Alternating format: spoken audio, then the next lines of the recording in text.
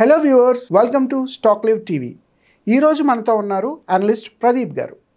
అసలు స్టాక్ మార్కెట్లో ఉండే డిఫరెంట్ ఫ్రాడ్స్ ఏంటి, పీపుల్ ఎలాగా వాళ్ళకున్న సోర్సెస్ని ఒక మనీ మేకింగ్ మెషిన్ కింద మార్చుకొని ఫ్రాడ్స్ ఎలా చేస్తున్నారు, ఆ డీటెయిల్స్ కొన్ని ఈరోజు మనం ప్రదీప్ గారిని అడిగి తెలుసుకుందాం. ప్రదీప్ గారు, ఒక ఎక్స్క్లూజివ్ థింగ్ రీసెంట్గా స్టాక్ మార్కెట్లో ఈ అస్మిత అన్న ఒక పర్సన్ది ఇష్యూ జరిగింది అండ్ అది చాలా బజ్ అయింది. ఎందుకంటే ప్రతి చోట కూడా స్టాక్ మార్కెట్లో ఎవ్వరూ ఎక్స్పెక్ట్ చేయలేనంత ఒక పెద్ద ఫ్రాడ్ జరిగింది అని మాట్లాడుకుంటున్నారు. దాని డీటెయిల్స్ ఏంటి, అసలు నిజంగా ఇటువంటి వాటిని యాక్సెప్ట్ చేయొచ్చా? ఈవిడ యాక్చువల్లీ అస్మిత పటేల్ అని పేరు. Right sir. సో ఈవిడ ఏం చేశారంటే నార్మల్గానే యూట్యూబ్లో కానీ వేరే సోషల్ మీడియా ప్లాట్ఫామ్స్లో సో మేము మీ చేత ట్రేడింగ్ చేయిస్తాము, నేర్పిస్తాము ఒక వర్క్షాప్ చేసేది. వర్క్షాప్ అంటే 3 days వర్క్షాప్ అను ఆల్మోస్ట్ 6,000 5,000 ఎంతో కలెక్ట్ చేసేవారు. అక్కడ దాకా బాగానే. అయితే నెక్స్ట్ ఏం చెప్పారంటే 15 minutes రోజు 15 minutes ట్రేడ్ చేస్తే చాలు దగ్గర 20% రిటర్న్ వస్తుంది ఎవ్రీ డే అని ఒక ఫాల్స్ ప్రామిస్ చేశారు. వినగానే తెలుస్తుంది కదా సార్ అది.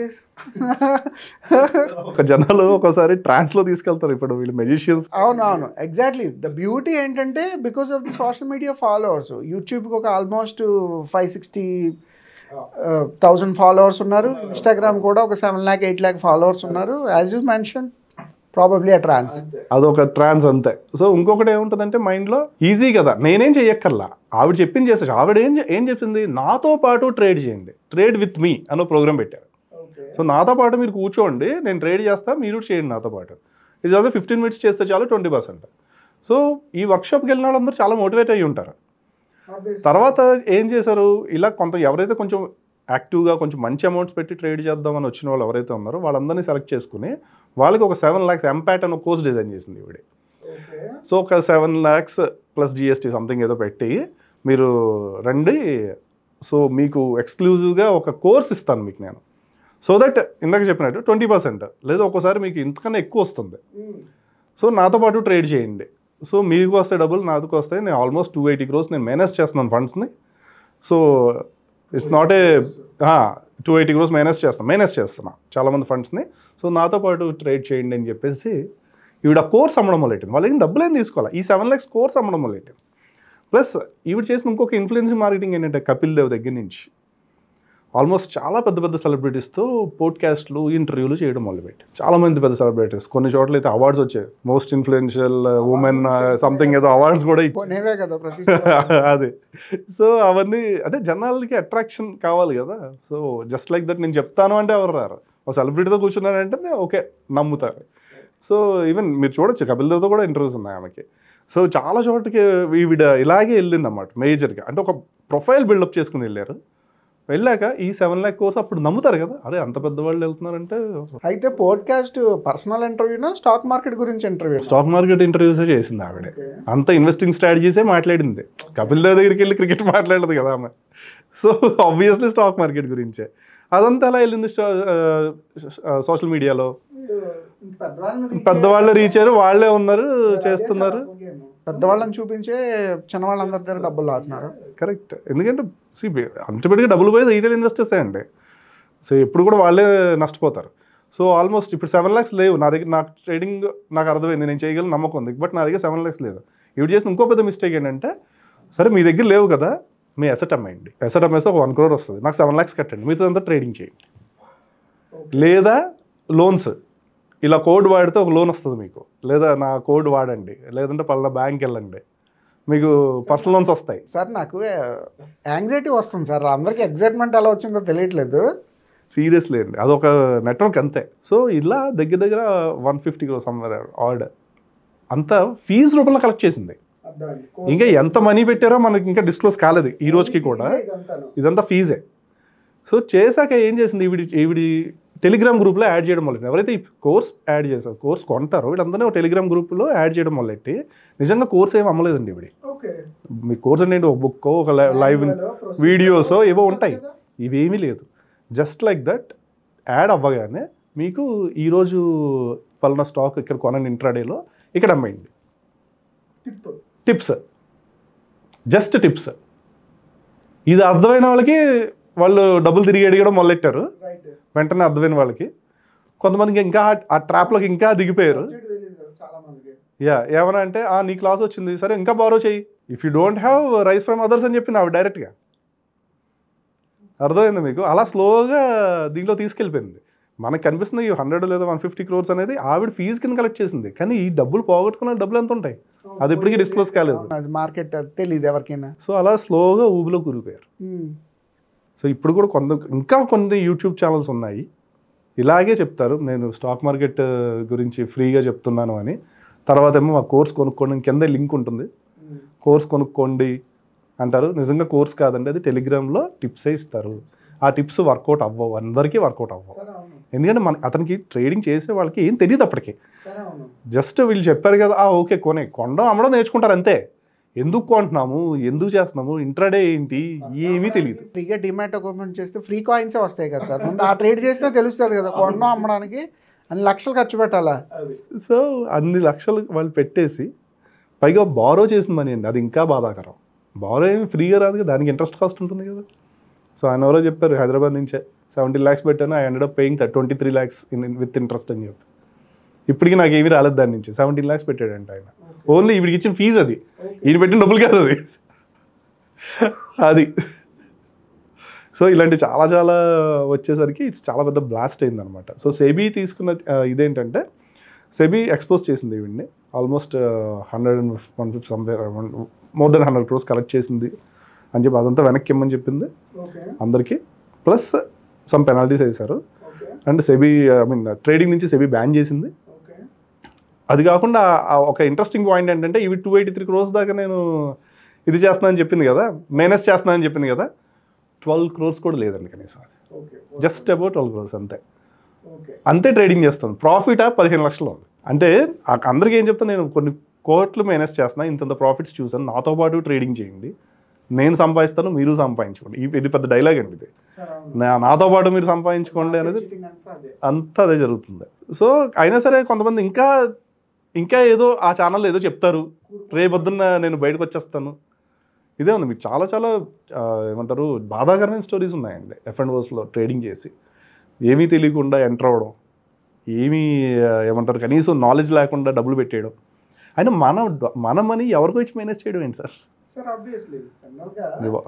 నువ్వు స్టార్ట్అప్ పెట్టు, హ్యాపీగా ఉంటుంది, నువ్వే మేనేజ్ చేసుకుంటావు. రైట్. మీరు మీ చేతిలోంచి మీరు సరదాగా ఖర్చు పెట్టుకున్న దానికి వేరే వాడికి ఇస్తే వాడు డబల్ చేస్తాడు, ట్రిపుల్ చేస్తాడు అన్న దానికి the very first thumb rule ఏంటంటే హౌ టు బిలీవ్ సమ్వన్. ఇప్పుడు ఓకే సార్ మీరు డబల్ చేస్తారు, మీ అకౌంట్ అనేది నేను వెరిఫై చేయాలి కదా. మీ పాన్ కార్డ్ ఏదో ఒకటి తెలిసిన సీఏ ఆడిటర్ ఎవడో ఒకటి ఉంటాడు కదా, ఒక పాన్ కార్డ్ వెరిఫై చేసిన డీటెయిల్స్ తెలుస్తాయి కదా, అసలు కంపెనీలో రొటేషన్ ఎంత అవుతుందో. ఇవి తెలియకుండా ఎలా మేనేజ్ చేస్తున్నారు? 2 సార్ ఇందులో నాకున్న పాయింట్ ఏంటంటే ఈ financial frauds so called YouTube influencers, Instagram influencers వీళ్ళు చాలా చేస్తున్నారు. ఈ ఆర్బీఐ కానీ సెబీ కానీ వీళ్ళకి ఏవైనా కంట్రోల్ చేస్తుందా, లేదా స్కామ్ ఎక్స్పోజ్ అయిపోయిన తర్వాత మాత్రమే మాట్లాడుతుందా? సార్ 2 విషయాలు సార్. సెబీ నార్మ్స్ అయితే పెట్టింది. ఓకే. సో మీరు రిజిస్టర్డ్ అనలిస్ట్, రీసెర్చ్ అనలిస్ట్ అంటారు మనం, తర్వాత సెబీ రిజిస్టర్డ్ అనలిస్ట్ దగ్గర నుంచే మీరు గైడెన్స్ తీసుకోవాలి. అందుకే వాళ్ళు చెప్పింది ఫాలో అవ్వమని ఏం చెప్పలేదు, ఓన్లీ గైడెన్స్ తీసుకోండి అని. అలాగే వాళ్ళకి నార్మ్స్ పెట్టింది, మీ క్లయింట్స్ ఎంత మేనేజ్ చేస్తున్నారు అంతా కూడా మాకు చూపించండి అని చెప్పారు. కానీ ఇప్పుడు మనం చూస్తుంటే ఆల్మోస్ట్ చాలామంది అన్రిజిస్టర్డ్ ఉంటారు. ఎవరైతే టిప్స్ చెప్తున్నారో వాళ్ళ గురించి చెప్తాను, ఇన్ఫర్మేషన్ ఇచ్చేవాళ్ళు చాలామంది ఉన్నారు, అది ఓకే. బట్ టిప్స్ చెప్పి నేను కొన్నాను మీరు కొనండి, పెన్నీ స్టాక్స్లో పెట్టండి, లేకపోతే F&O'లో పెట్టండి అని చెప్పేవాళ్ళు మీరు ఎవరైనా చూడండి ఆల్మోస్ట్ 98% అన్రిజిస్టర్డ్. ఇప్పుడు మనం చెప్తున్నాం సార్, మనం ఏం చెప్తున్నాం, ఇన్ఫర్మేషన్ మాత్రం ఇస్తున్నాం, మనం ఎటువంటి స్టాక్ రికమెండేషన్ ఎప్పుడు చేయలేదు. ఇంకా చెప్పాలంటే మనం చాలాసార్లు వార్నింగ్ ఇచ్చాం, నెక్స్ట్ 6 months ట్రేడింగ్ జోన్కి వెళ్ళకండి అని చెప్పాం చాలా మంది. మరి ఇఫ్ యూ కెన్ మన ఓల్డ్ వీడియోస్ చూస్తే 6 months బ్యాకే చెప్పాం, ఈ 2 quarters ఎవరు ముట్టుకోకండి స్టాక్ మార్కెట్ని కాలుతుంది అని చెప్పి నవంబర్లో చెప్పాం, ఆల్మోస్ట్ నవంబర్లో చెప్పాం. అయితే మనం చెప్పిందే జరిగింది 6 monthsలో. అది ప్రెడిక్షన్ కాదండి, లేదా మనకేదో ముందే తెలిసింది కాదు. ఒక 5 years పెరుగుతూనే ఉంది, ఒక బ్రేక్అవుట్ వస్తుందని మనం ఎక్స్పెక్ట్ చేసాం, పైగా హై వాల్యుయేషన్స్ ఉన్నాయి, ఇవన్నీ రీజన్స్ చెప్పి మనం చెప్పాం ఇది పడిపోయే ఛాన్స్ ఉంది అని చెప్పి.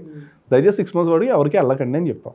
వీళ్ళందరూ ఏమంటారు, చాలామంది మొన్నటిదాకా మిమ్మల్ని ఫాలో అయ్యారు. సపోజ్ ఒక యూట్యూబ్లో ఒక ఇన్ఫ్లుయెన్సర్ ఉన్నారు, లేదా చెప్పే అనలిస్ట్ ఉన్నారు, ఓకే అప్పటిదాకా బాగానే చెప్పారు, వీళ్ళు ప్రాఫిట్స్ సంపాదించుకున్నారు. పడిపోతున్నప్పుడు ముందెందుకు చెప్పలేదని అడుగుతారు వీళ్ళే. అది పెరుగుతున్నప్పుడు చెప్పినప్పుడు విన్నావు, పని పడిపోతున్నప్పుడు నువ్వు కదా జాగ్రత్త తీసుకోవాలి. మన యాజ్ ఎ ఇండివిజువల్ ఇన్వెస్టర్ మనకి జాగ్రత్త ఉండాలి. ఫస్ట్ ఎవరో చెప్పారని పెట్టావు, డబ్బులు సంపాదించావు, అప్పుడు జాగ్రత్త పడాలి కదా యాజ్ ఎ ఇండివిజువల్. అరే పెరిగింది కరెక్ట్గా కొంచెం జాగ్రత్త పడితే ఒకళ్ళు పడినా పెద్ద నష్టం ఉండదు. కానీ కింద రాస్తారు పడిపోయినప్పుడు ఎందుకు చెప్పలేదు, లేకపోతే ఏమంటారు ఇన్ని ప్రెడిక్ట్ చేసావు అది చేయలేదా నువ్వు. ఈ లెక్కన ట్రేడర్ కూడా రేపు సర్టిఫికేట్ తీసుకొని ట్రేడ్ చేయడమే మంచిదేమో. Exactly sir, there is a certification course. అంటే సెబీ ఇంకా పర్టికులర్ చేయాలి. మీకు డిమాట్ ఉండాలంటే ఖచ్చితంగా ఇది ఓపెన్, ఈ సర్టిఫికేట్ క్లియర్ అవ్వండి, అప్పటి వరకు మీకు డిమాట్ ఇవ్వాలంటే కానీ బుద్ధి రాదేమో. లేదు అలా అయితే ట్రేడింగ్ జరగదు అసలు. But there is a course, ఎలా ట్రేడ్ చేయాలి ఎలా చేయాలి అన్నది NISMలో సర్టిఫికేషన్ కోర్స్ అయితే ఉంది. సో అది చేసుకుంటే కొంచెం అట్లీస్ట్ ఈ ఫ్రాడ్స్ అంటే ఏంటో తెలుస్తాయి, దాని నుంచి బయటకు రావచ్చు. మీరు ట్రేడింగ్ అందరికీ ప్రాఫిట్స్ వస్తాయని కాదు, అందరూ అలా వస్తే ఇంకా అందరూ దేవుళ్ళు అయిపోతారు. సో కెరీర్ దీన్ని చేసుకుని కొంతమంది అయితే ఇవన్నీ మానేసి, సరే జనరల్గా ట్రేడర్ జర్నీ ఎలా ఉంటుందంటే ఫస్ట్ F&O చేస్తారండి, F&Oలో లాస్లు వస్తాయి, ఆ తర్వాత అన్నీ ఆపేసి కొంత మనీ పక్కన పెట్టుకుని లాంగ్ టర్మ్ చేస్తారు, వాళ్ళు మిగులుతారు, వాళ్ళు డబ్బులు సంపాదించుకుంటారు. ఇప్పుడు చాలామంది 80% ఫేజ్ ఇదే నడుస్తుంది, అందరూ డబ్బులు పోగొట్టుకుంటారు ముందు. ఎందుకంటే ఈ బ్రేక్అవుట్ లేదా ఈ కరెక్షన్ అనేది ఎవరు ఊహించలేదు. ఒకవేళ ఊహించిన ఎంత టైం ఉంటుందని అనుకోలేదు ఈ ఇండివిజువల్ ఇన్వెస్టర్స్ కానీ, లేదా కనీసం ఈ ఇన్ఫ్లుయెన్సర్స్ కూడా పడిపోయి చెప్తున్నారు. మీరు అడిగారు కదా పడిపోయి చెప్తున్నారని చెప్పి, పడిపోయి చెప్తున్నారు, పడిపోయి ఇది ఇంకా పడుతుందేమో, నెక్స్ట్ మంత్ ఇంప్రూవ్ అవుతుందేమో ఏమో, అప్పటిదాకా వెళ్ళిపోతుంది కొనండి, ఇంకా వెళ్ళిపోతుంది కొనండి, సెల్ బై అని చెప్పారు. ఇప్పుడు సెల్ కాల్ కూడా ఇవ్వలేకపోతున్నారు, వీళ్ళకి భయం మళ్ళీ సెల్ కాల్ ఇస్తే ఏమవుతుంది అని చెప్పి. సో అందుకని వీళ్ళు అది ఇవ్వలేకపోతున్నారు. ఇప్పుడు ఇన్వెస్టర్స్ లేదా ఈ ట్రేడర్స్ ఏమడుతున్నారు, నువ్వు ముందు చెప్పాలి, లాస్ట్ టైం అలా చెప్పు, ఇప్పుడు ఇలా చెప్పవు, అలా చెప్తే ఇంకా వాడు డైవర్డ్ అవుతాడు కదా, అలా చెప్పింది జరిగితే. సో ఈ వీళ్ళ ఓన్ డిస్క్రిప్షన్ ఎప్పుడూ ఉండాలి. అది పెరుగుతున్నప్పుడు ఎలా అయితే ఎంజాయ్ చేసామో పడిపోతున్నప్పుడు అంతే జాగ్రత్తగా ఉండాలి. సో మనం రిఫ్రైన్ అవ్వండి మార్కెట్ నుంచి మనం చాలాసార్లు చెప్పాం, ఇప్పుడు వద్దు మార్కెట్లోకి వెళ్ళొద్దని చెప్పాం చాలామందికి. సో ఆ రిఫ్రైన్ అయిన వాళ్ళు ఉన్నారు మనకు వచ్చే వీళ్ళు కూడా.